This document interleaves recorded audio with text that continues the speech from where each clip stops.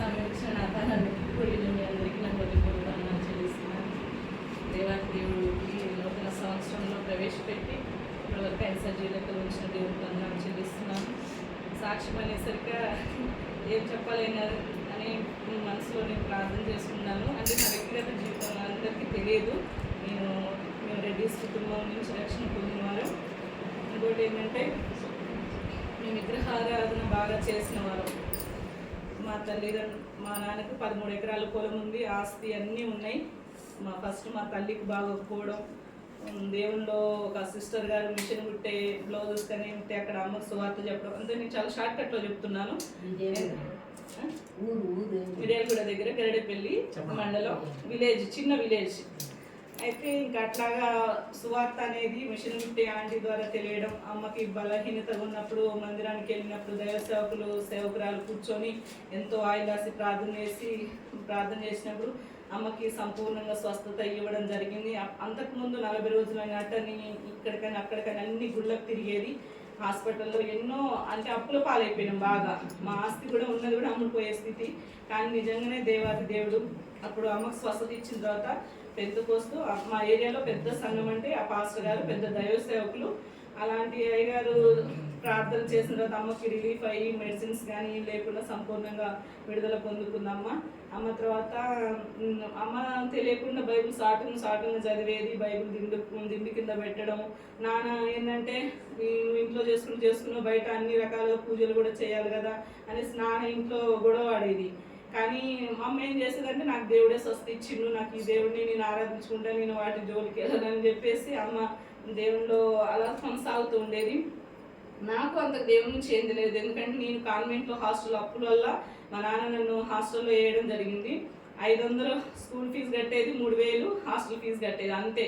నేను 5th class నుంచి 10th class వరకు అలాగా అంటే సిస్టర్స్ కాన్వెంట్, ఓన్లీ గర్ల్స్ ఉంటారు కదా, ఏ ఇబ్బంది ఉండదు మనకు, అమ్మాయితో ఎలాంటి ఆటపోట్లు రావని చెప్పేసి నన్ను హాస్టల్ వేయడం జరిగింది. అక్కడ నాకు ప్రభుని తెలుసుకోవడం అంటే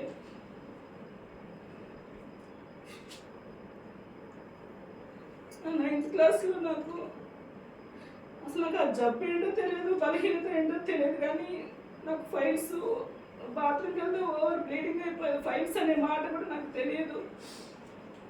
నా ఫ్రెండ్ క్రిస్టియన్, అమ్మాయి రోమన్ క్యాథలిక్. నిజంగానే ఆ అమ్మాయి నాకు కొత్త నిబంధన గ్రంథం ఇచ్చింది. నువ్వు ఎన్నెన్నో చేసినావు కదా, ఒకసారి నూతన నిబంధన చదువు, నీకు యేసు ప్రభు ఎన్ని కార్యాలు చేస్తారు అనేసి నాకు నిజంగా అప్పుడు బైబిల్ చదవాలని ఆలోచన నాకు అప్పుడు వచ్చింది. నా ఫ్రెండ్ ద్వారాగానే నేను ఆ బైబిల్ కొత్త నిబంధనలు మొదట నా చేతికి వచ్చిన అనుకున్న ప్రభు నన్ను ఎంతగానో ప్రేమించిన. నేను అనేక సార్లు నేను ప్రార్థనలు కూర్చున్నప్పుడు ఎప్పుడు వెనకటి స్థితి మర్చిపోకూడదు. మనం ఏ గుంట నుంచి తీసుకున్నా కూడా మనకు జ్ఞాపకం ఉండాలి. దేవుడు అలాగా నేను ఒకటే ప్రార్థన చేశాను 9th క్లాస్లో, నువ్వే కనుక నిజమైన దేవుడైతే నాకు ఈ బలహీనత ఉండొద్దు, నేను స్వస్థత కావాలి, నీ మెడిసిన్స్ వాడినప్పటికీ నేను చాలా మందులు వాడిన సేపు మంచుకుంటున్నా, తర్వాత మళ్ళీ ఏదో విధంగా మళ్ళీ స్టార్ట్ అవుతుంది. నేను ఒకటే ప్రార్థన చేస్తాను, ఈయన కనుక నిజమైన దేవుడే. నేను చనిపోవడానికి నిర్ణయించుకున్నా ఈ క్రిస్మస్ సీజన్లో. ఎందుకంటే మా నాన్న కలుపు మందు వేస్తే ఎప్పుడు పైన పెట్టేవాడు, మంచు పైన. ఒకటే అనుకున్నా, నీళ్ళలో తాగి చనిపోవాలనుకున్నా. ఆ బాత్రూమ్ నుండి ఏడ్చుకుంటూ, దేవా నీవే నిజమైన దేవుడే అంటే నాకు ఈ క్రిస్మస్ ఈ సంవత్సరంలో నాకు ఈ రోగం నాలో ఉండొద్దు అని ఎప్పుడైతే ప్రార్థన చేస్తానో నిజంగా నాకు వచ్చిరని మాటలే కావచ్చు అనుకుంటాను. నా 9th క్లాస్లో అప్పుడు చేసిన ప్రార్థన బలహీనత ఎట్లా పోయింది, సంపూర్ణంగా స్వస్థ ఇచ్చింది దేవుడు. అలాగే స్వస్థత ఇచ్చిన తర్వాత చిన్నగానే అలాగే బైబిల్ చదవడం ఆరంభించడాన్ని, అలాగనే గుళ్ళల్లో కూడా తిరిగేదాన్ని. అటు లోకము దేవుడు ఈయన విడిచిపెట్టకుండా ఉండేదాన్ని. నిజంగానే దేవుడు నాకు సంపూర్ణ స్వస్థ ఇచ్చిన తర్వాత కూడా ఇంకా మొత్తం బైబిల్ నా దగ్గరికి వచ్చేసింది. అసలు చదవడం ఆరంభించిన అయిపోయింది. ఆది కాలం నుంచి అసలు సృష్టి ఎలాగా అయినది బైబిల్ మొత్తం చదవడానికి మళ్ళీ నాకు నూతన నిబంధన అమ్మ ఇచ్చింది. నా ఇంటర్ స్టేజ్కి వచ్చిన తర్వాత అలానే కంటిన్యూషన్ చేసేదాన్ని. కొన్ని సినిమాలకు తిరిగిన తర్వాత నేను దేవుని చాలా ఒప్పుకున్నా. ఎందుకంటే ఫ్రెండ్స్ వల్ల నేను లోకంలోకి వెళ్ళడం జరిగింది. సినిమాలకి అట్లా నా ఇష్టానుసారంగా కూడా అలా జీవించిన, దేవుని దగ్గర కూడా వచ్చి ప్రార్థన చేసేదాన్ని. తప్పు అని నాకు అంతగా చెప్పేవాళ్ళు గైడెన్స్ ఎవరు లేరు. నిజంగానే దేవుడు అలా ఇంటర్ అయిపోయిన తర్వాత కూడా డిగ్రీ చేశాను, పీజీ చేశాను. అలాగనే నా సహవాసాన్ని దేవుడు అలా కొనసాగుతూ 2010లో బాప్తిజానికి సిద్ధపడ్డా. అందరూ నా బంధువులందరూ ఉన్నతమైన స్థితిలో ఉన్న వాళ్ళే. ఎస్ఐలు సిఐలు అయితే నీకెవరు పెళ్లి చేసుకుంటారు, నువ్వు దేవుడు మతం అని చెప్పేసి అంటే నువ్వు మాట్లాడొద్దు, నువ్వు మాతో కలవద్దు, మాతో ఉండొద్దు అని మా బంధువులు వేలేసిన నేను ఒకటే అనుకున్నాను. మీరు విడిచిపెట్టినా నా దేవుడు నన్ను విడిచిపెట్టడు, నాకు ఎవరిని సిద్ధపరచాలో నా దేవుడు నాకు ఈ భర్తను సిద్ధపరుస్తారనేసి నేను అదే ప్రార్థన చేసుకునే రీతిగా నిజంగానే మా ఊరు పక్కన పాస్టర్ గారి ద్వారానే బ్రదర్ తెలియడం, అట్లా సంబంధం కూడా జరిగింది. నాకు మ్యారేజ్ చేయడం జరిగింది 2014లో. దేవుడు నిజంగానే 2000లో ఒక ప్రవక్త గారు నాకు తెలియకుండా నీకు మంచి భర్తను తీసుకురాబోతున్నాం అని చెప్పినారు. ఆ ప్రవచనం రీతిగా నిజంగానే దేవుడు నాకు ఇచ్చిన వాగ్దానాలు ప్రవచనాలు ఏమీ తప్పిపోలేదు. మా ఇల్లు మొత్తం అలా రక్షణ, మా నాన్నకో బలహీనత, తమ్ముడికో బలహీనత, అలాగ ఒక్కొక్కరిని అందరినీ దేవుడు ఏం చేసిండే లోకంలో వచ్చి మమ్మల్ని అందరినీ ప్రత్యేకపరచుకొని అందరినీ రక్షణలోకి తీసుకొచ్చుకున్నాడు. మా బంధువులు వేసినా సరే వాళ్ళు ఏ రకంగా అందులోకి వెళ్ళారు ఇందులోకి వెళ్ళారు అనేసి మేము ఆ మాటలు అయితే అసలు చెవున పెట్టుకోలే. మమ్మల్ని రక్షించిన దేవుడే నమ్మదగిన దేవుడని ఆయన విశ్వాసంతో అలానే నడుచుకుంటూ వచ్చినాం. విశ్వాస జీవితాన్ని అలానే కాపాడుకుంటూ అలా వస్తూ ఉన్నాము. దేవుడి చిత్తానుసారంగా మాకు అనుకోని రీతిలో మాకు ఇద్దరి సంతానం ప్రార్థన గర్భఫల విషయంలో కూడా మాకు ఆలస్యమైంది. నాకు పీసీఓడి ప్రాబ్లం ఉండటం, కొన్ని ప్రాబ్లమ్స్ ఉండటం వల్ల నిజంగా అసాధ్యం అనుకున్నాను. 21 రోజు ఉపవాస ప్రార్థన ఏకాంతంగా కూర్చొని డ్యూటీకి వెళ్ళినప్పుడు మా హస్బెండ్ నేను ఇలానే సాష్టాంగా పడి ఏడ్చేదాన్ని. ప్రభువు నా గర్భాన్ని తెరవాలి నాయన అనేసి. నిజంగా నాకు అసాధ్యం, ఇలా నువ్వు ఎలా ఇచ్చినావు, నేనే ఆశ్చర్యం అనిపిస్తుంది. నాకు ఈ పిల్లల్ని ఎలా ఇచ్చినావు ప్రభా. దేవుడు మాట్లాడినాడు, నీకు నేను సంతానం ఇవ్వబోతున్నానని మాట్లాడాడు. 2 పిల్లల్ని ఇచ్చినాడు దేవుడు నాకు. మొదటి సంతానం ప్రతిష్టాన్ని, 2వ సంతానం శ్రేష్ఠాన్ని ఇచ్చినాడు. ఇంకా ఆ పాప 3వ నెలప్పుడు ఒక దైవ సేవకులు మా ఇంటికి వచ్చినారు. అదే 2006లో చెప్పిన సేవకుడు మరలా పాపం చూడటానికి అనుకోని రీతిలో వచ్చి ప్రార్థన చేస్తే చాలా అనుకున్నాం. కానీ మే నెల 14వ తేదీనప్పుడు 2022 ఇలానే మీ ఇంట్లోనే ఉన్నాము. పాప ఉయ్యాలని ఉంది. ఆత్మతో నింపబడి ఆ దైవజనుడు వచ్చినాడు. పాప ప్రార్థించినాడు. వెంటనే అన్య భాషలతో నింపబడి మాట్లాడుతూ మీరు బీదలకు సువార్త ప్రకటించాలి, విడిపోయిన కుటుంబాలు మీరు కట్టబడాలి, మీ ద్వారా నేను ఈ కార్యం చేయబోతున్నాను అని చెప్పినారు. అలాగా ప్రవచించినారు. ఆత్మ అంత పరిశుద్ధాత్మ దేవుడు మా చుట్టూ ఆవరించడం కూడా నేను గమనించిన ప్రార్థనలో. నిజంగానే దేవాతి దేవుడు 2022లో చెప్పినప్పటికీ 2 సంవత్సరాలు డ్యూటీ చేసుకుంటూ శనివారం ఆదివారం 2 రోజులు నన్ను పిల్లలు ఇచ్చిపెట్టిపోయినా కానీ నిజంగానే మన సహవాస బిడ్డలు కూడా ఒక్కొక్క దేవుడి కదా అని నాకు ఎంతో సహకారంగా ఉండేవారు. చంటి పిల్లలు ఇచ్చిపెట్టిన వర్షమైనా మధ్యరాత్రిలో వచ్చినా కానీ అలాంటి పరిచర్య చేస్తున్నప్పటికీ దేవుడు ఒకటే మాటను మీరు సంపూర్ణంగా నేను పిలుచుకుంటానని మొన్న ఆగస్టు నెలలోనే దేవుడు 28వ తారీఖు రోజు ఇద్దరికి ఒకే రోజు దర్శనం ఇచ్చినారు.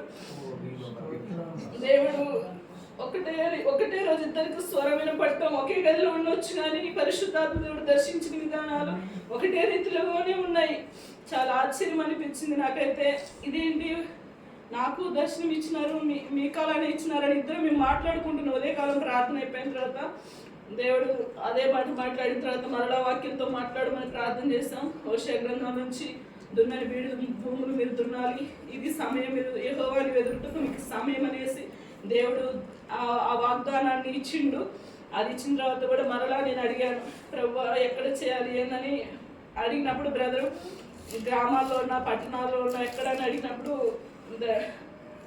లూకా సువార్తలోంచి కూడా మీరు గ్రామాల్లో చేయాలి పట్టణాల్లో చేయాలన్నప్పుడు నేను మళ్ళా ప్రార్థన చేస్తున్నా. ప్రభువా అలా చెప్పారు కదా, నాకు చెప్పు ప్రభువా, నేను ప్రార్థన చేయడం ఆరంభించా. దేవుడు మాట అన్నాడు, మీరు భూదిగంతం వరకు మీరు నాకు సాక్షిలో ఉండాలని చెప్తున్నారు. నిజంగా పరిచర్యకు రావడం అనేది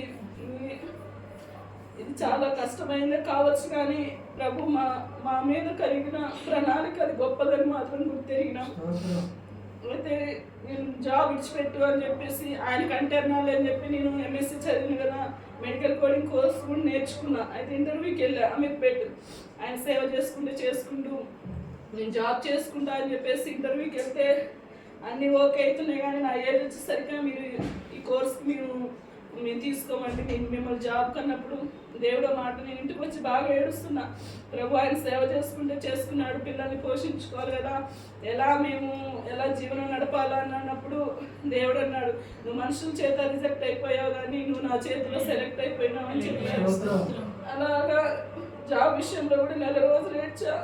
అయ్యో ఎలాగంటే దేవుడు ఒకటి అన్నాడు, అన్నపానములు కలిగి తృప్తి పొందు, నా రాకడ సమీపంగా ఉంది అని చెప్పి నువ్వు సిద్ధపడు, ఆయన విడిచిపెట్టినాడు అన్నప్పుడు అది అడిగిన తర్వాత మరలా అన్నా, నేను వెండి బంగారం తీసేయలేదు. వాస్తవం చెప్పాలంటే దేవుడిని ఏమడిగారంటే ఇలానే ఉంటాను ప్రభు అన్నప్పుడు, ఇలాంటి సేవ నాకు వద్దు అని చెప్పారు నాతోటి. ఏ సేవ చేయాలి ప్రభు అన్నప్పుడు, నీ శరీరాన్ని సజీవంగా సమర్పించుకో, అట్టి ప్రార్థన నాకు యోగ్యమైంది, అట్టి సేవ నాకు యుక్తమైనది. రోమపత్రిక 12వ అధ్యాయంలో ఆ మాట, ఈ యుక్తమైనదన్న మాట, ఈ సేవ యుక్తమైనదన్న మాట నాకు దేవుడు ఆ మాట తెలియజేసిండు.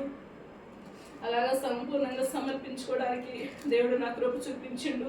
ఇలా ఉంటే నన్ను అసహించుకుంటారంటే హృదయాన్ని నేను అలంకరించి ఉన్నాను, వాక్యమే కంఠహారంగా ఉండాలనేసి కూడా దేవుడు మాట్లాడినారు. ఇలాగ అనేక రీతిలుగా మమ్మల్ని సేవకు సిద్ధపరచడం కోసం చాలా విరిగిపోయి, అంటే మమ్మల్ని ఎలాగంటే ఉపవాసంలో మమ్మల్ని క్రష్ చేస్తూ, దేవుడు ఒక చెరుకుని కాక మనం పిండితే ఎలాగేస్తుందో అలాగ మమ్మల్ని అన్ని పరిస్థితుల గుండా, శ్రమల గుండా, బలహీనతల గుండా, గర్భఫలం లేని స్థితి తెలుసు, అప్పులు ఉన్న స్థితులు తెలుసు, అనారోగ్య పరిస్థితి తెలుసు, అన్నిటి నుంచి కూడా ఏం చేసినంటే దేవుడు మమ్మల్ని విడిపించి ఆయన సాక్షులుగా నిలబెట్టడానికి కృప చూపించున్నారు.